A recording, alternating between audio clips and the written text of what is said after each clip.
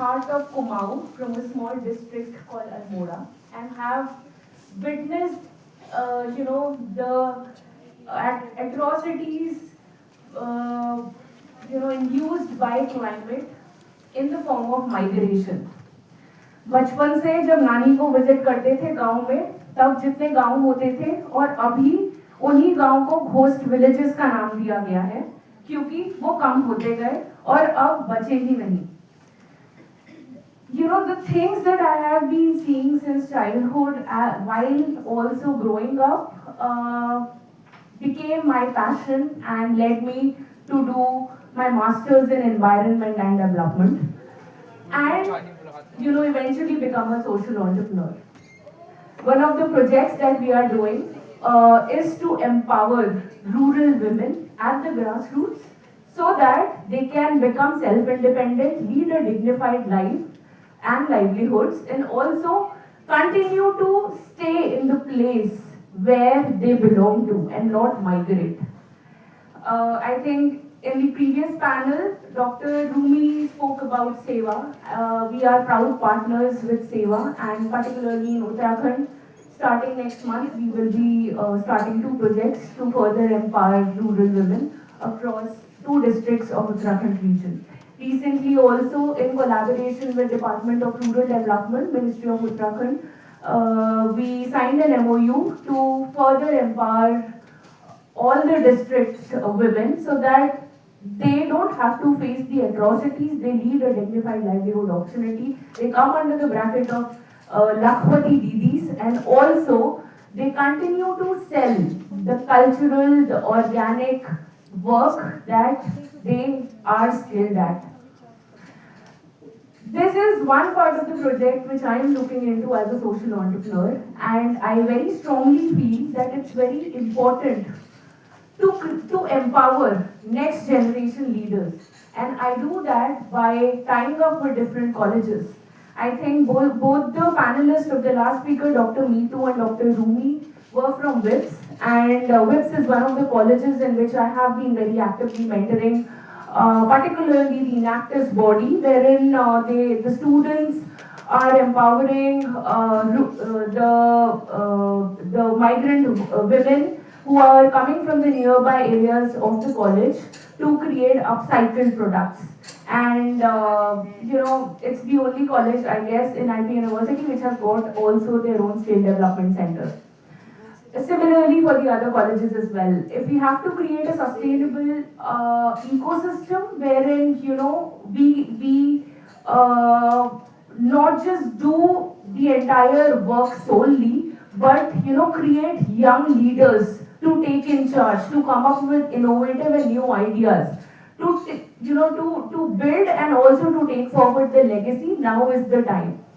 And apart from this, one important thing that I have been very, very passionate about and felt the need in the last couple of years, particularly after COVID, was realizing that whatever we were doing it in silos.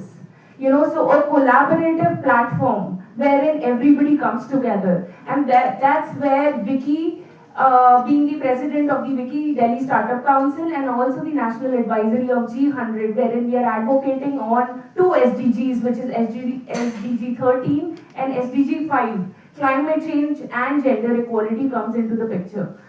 The theme pretty well resonates with me and all the work that I have tried to do in the last 6 years as a part of my social enterprise, and also seeing the environment evolve around me.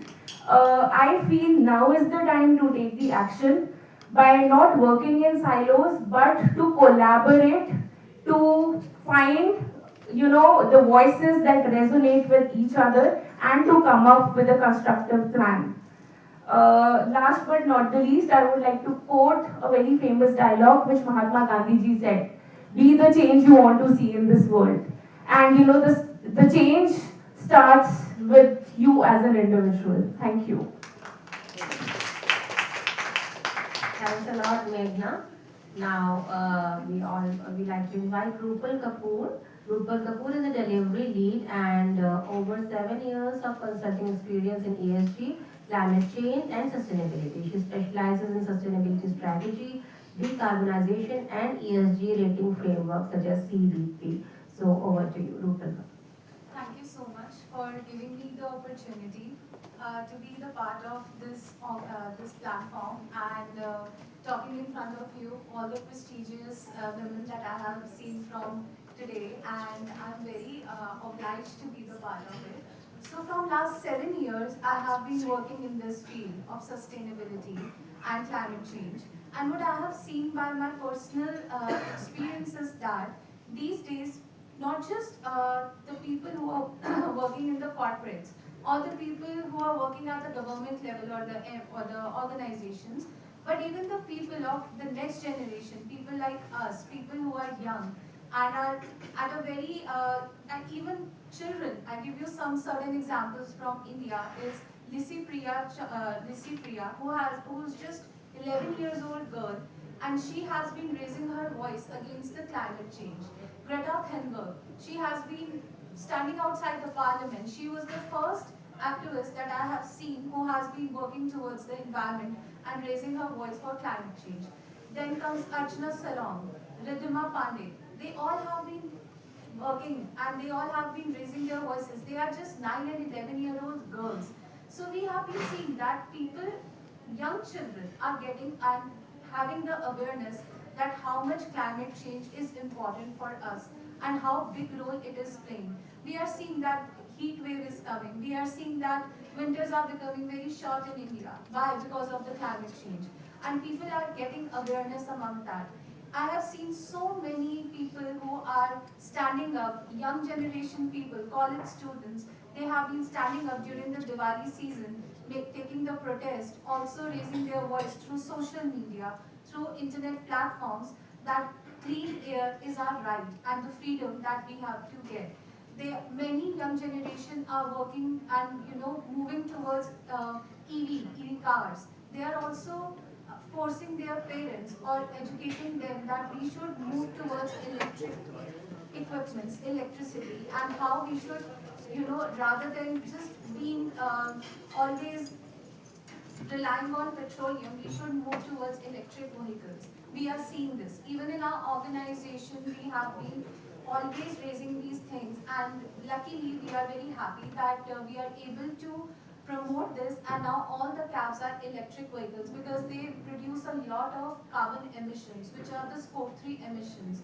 People are not aware about that, but these are the indirect emissions which are not under our control. But by making certain changes, we can bring a lot of revolution in the world regarding the same. So these are the little things that we are doing in our organization, and also water harvesting, how we can collect the rainwater and then these can be treated. So these are the certain initiatives that our company is taking, and we are advising them to take the same. We are also raising our voices. We are also recently we are driving a movement where we are asking them to make a green belt. So what we are doing is we are asking all the young generation to come up front and to plant some trees or some plants or anything, so that a green belt can be created near your neighborhood, in your own society, or near your workplaces. So these are the little changes that we are bringing, and we are taking help of all the young generation, the students from many colleges. We are also engaging with many of the NGOs where we can, promote our movements, and we can get their knowledge. So this is how we are making the change, and that is how I want to conclude that please do a little on your level so that you can bring a little change to the climate. Thank you so much. Wow, excellent. Superb thoughts shared. Now I'd like to invite Aarti Sharma. Aarti Sharma is an internationally certified image consultant with over 20 years of experience in soft skill training, leadership development, and executive presence. She is the founder of 360-degree image makeovers and certified train the trainer professional accredited by NABET. So over to you, Aarti. Thank you so much. A very good afternoon to all my soul sisters present here. And since morning I've been listening to all of you, and my heart is full of love. Why? Because the topic is how next generation leaders, what steps are they taking? But let me ask you one thing. When you think about leaders, the mind, the image that comes to our mind is somebody who has the authority, somebody who has years of experience, somebody who has done something great in their life. But let me tell you one thing.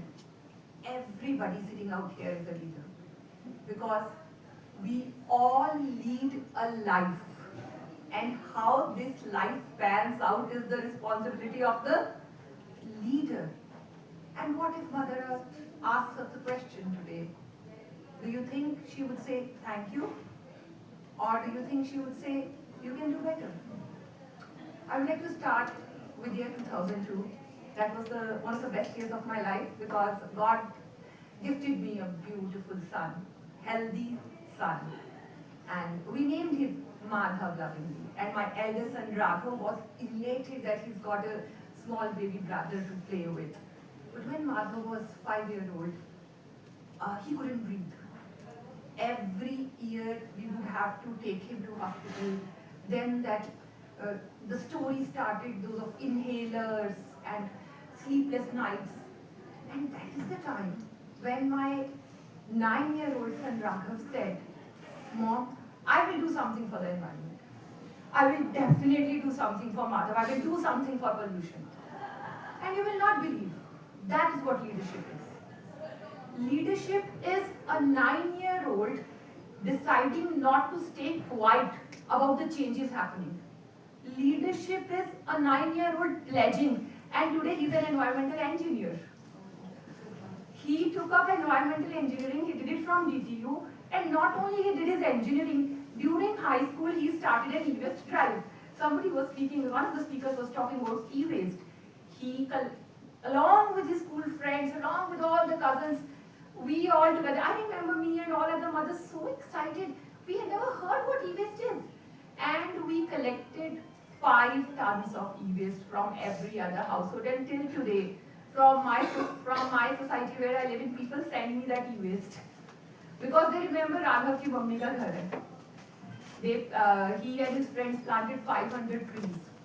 And why am I sharing this with you? Because I want to say that every small student is a leader who decides to make a change. Every person who takes a decision of saying no to a plastic bottle is a leader. All of us, when we decide to go an extra mile on foot instead of taking a cab, is a leader.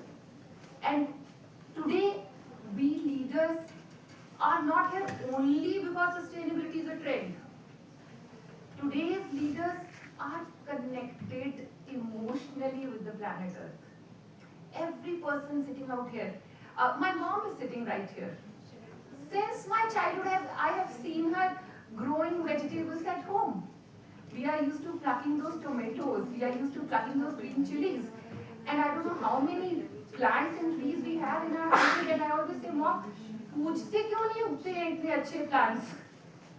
Because I know she has that in her, that green thumb that we call. And we all need to take these steps. When one person decides to change, that is awareness. When a number of people, like this platform, like all of us, we decide to change, it's a movement. But when the entire generation decides to take one step at a time, consistent steps, that changes the next generation. That changes the future. So I would like to urge each one of you to take those small decisions. I'm not talking about, you can change the world. But we all can at least change our choices. When we choose a sustainable brand over fast fashion, think about our own wardrobes. They are full of those fast fashion clothes. And then we go and buy, and then they keep hanging in the wardrobe as wardrobe orphans. Never loved, never cared for. Why shouldn't we go back to our traditional yarns? Why shouldn't we go back to those weaves which help the environment along with making us more beautiful. So these are one small steps. These are small decisions. And let me tell you one thing. These are no longer small decisions. These are leadership decisions. Because the way we lead our life, it actually creates the environment. So with that, I would like to conclude by saying I'm so grateful to be a part of WICCI, where each woman has her voice and each woman is ready to take an action. Thank you so much. Superb, Aarti, for sharing your thoughts. I also want to clap your mother, whom I'm saying she is sitting here with a smile, supporting her daughter who is working towards the environment and passing on to your future young generation. Super. Thank you. Thank you so much. Thank you. So now I like to invite Dipanshi Nandi. Dipanshi Nandi is a leadership coach, entrepreneur, and corporate leader specializing in leadership development, behavioral transformation, and organizational growth.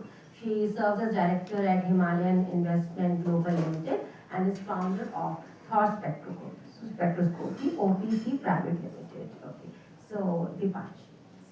Thank you so much. Good afternoon, everyone. So first of all, I'm really impressed with the theme which says bridging gender. This is something very close to me. And when I talk about leadership, I will not discriminate about women in leadership role or men in leadership role, because I see leadership role as a leadership role which is gender inclusive. Yeah, and as my fellow participant, she mentioned that everyone is a leader. So let me be a devil's advocate and just give a little reality check at this point. So usually what happens, we go in high spirit, enter our office, and then comply to the systems, where CSR just becomes a footnote, sustainability per se becomes just a beautiful development value which we include in our reports. So let me just be a little sarcastic at this point and say that the leadership is not just limited to this room. Leadership is way beyond the room, and it is very important to carry that leadership in the room or the space where you enter or whoever is associated with you. Because for me, leadership is not about titles, about the positions or the power that you hold. Leadership is challenging the consent, like challenging the norm or challenging the flow that we are in, building a consensus, and be happily redundant, so that we are creating room for even the future leaders. And the brightest part of everything is that the next generation leaders, they are way more evolved, way more aware of, than what we are today. And that is something very impressive when I work with the Gen Zs. This is altogether a different, adventure. So I can just keep talking about it. So I just made, a few notes about the entire thing so that I stick to the time and do not deviate left and right. So, the next generation, they understand something that traditional leadership models have often ignored. Sustainability is not a decorative value, not a CSR footnote. It is not about the One Mahotsav, the green logos, the greenwashing, or the plantation drive photographs that we often keep in our offices. It is about a strategic, intelligent move that we are looking for. And at the core, when I talk about climate leadership, it requires a lot of courage. It is not dramatic courage of speeches or slogans alone, but the quieter courage of taking those difficult decisions, being in the uncomfortable positions. And at the core, the climate movement is asking for better leadership that is intelligent enough to understand complexity, leadership that is ethical enough to accept responsibility, and humble enough to learn from nature and love Mother Nature, bold enough to redesign the broken system, and courageous enough to protect the future that it may never personally occupy. So today, when we speak of the next generation leaders, driving the climate movement, we are not speaking only of young people with passion. We are speaking of new leadership consciousness. And let the next generation remember us not as people who knew enough or the people who spoke enough and delayed enough, but as people who finally understood that climate movement is not just about saving the planet, it is about becoming worthy of being a part of the planet. That's all. Great. Very nice, Dipanshi. And now I would like to invite Namita Duklesh.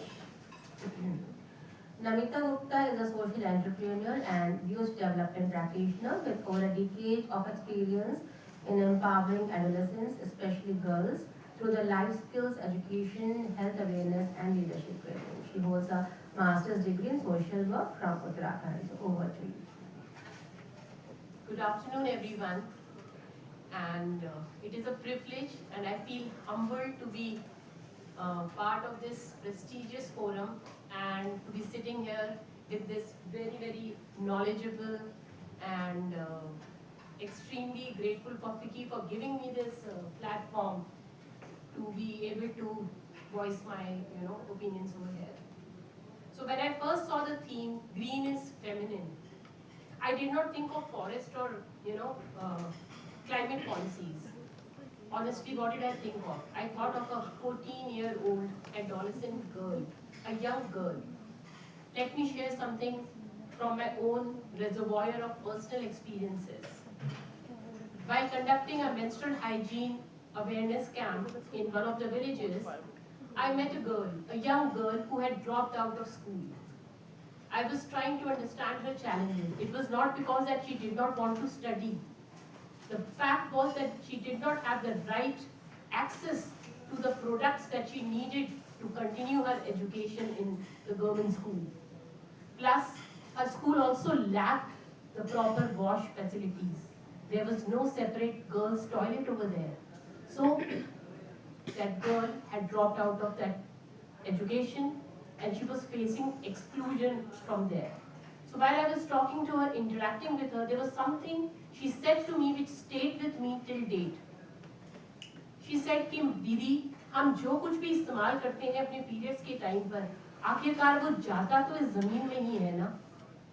And at that moment I realized that that girl who was facing an educational exclusion had the wisdom to realize कि menstrual waste या तो जला दिया जाता है and it pollutes our air, or it is dumped into the soil and it is polluting our water as well as our soil eventually.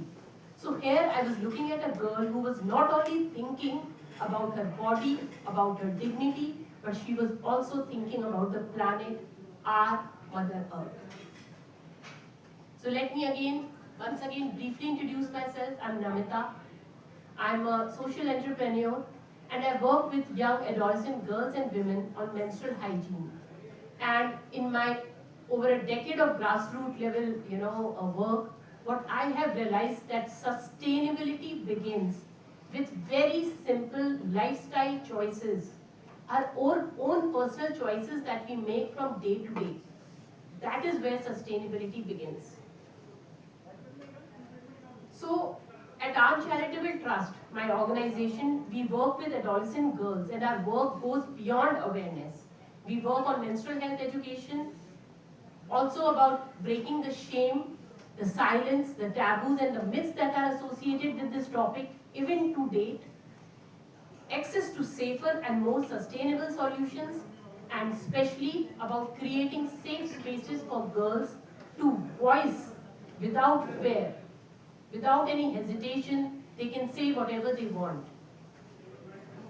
So menstrual health is just not a health issue, but it is sitting at a cross-section and intersection of public health, gender equity, and sustainability, ecological sustainability. Every time a girl or a woman makes a choice or is forced to make a choice about using unsafe sanitary products or proper waste systems or not having access to sustainable, biodegradable or reusable hygienic safe things. These are not individual challenges, but these are systemic gaps. And this is the irony of the whole thing, that people who are affected by these challenges are not part of designing the solutions. So when we talk about building a sustainable world, we have not to talk, or we don't have to talk about only about including the women, but we have to keep in mind that women are already engaging with sustainable activities in every sphere. That's about it. Thank you so much. Thank you. Thank you, Nanita. And listening to such eminent speakers and really कहते हैं ना कि on spot मेरे अंदर का जो अंदर की poetess है जा रही है, so just spontaneously just trying to share my thought. Is written something just now कि कर देती है रोशन अपने कर्तव्य किरण से, पर्यावरण सुरक्षा करती महिला एक आफताब सी लगती।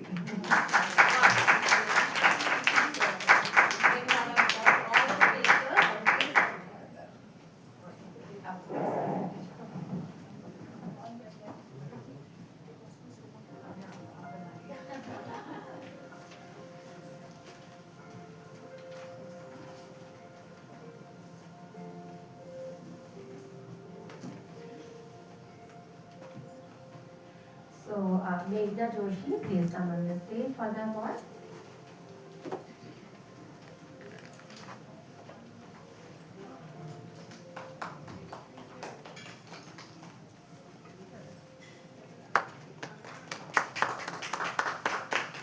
Rupal Kapoor.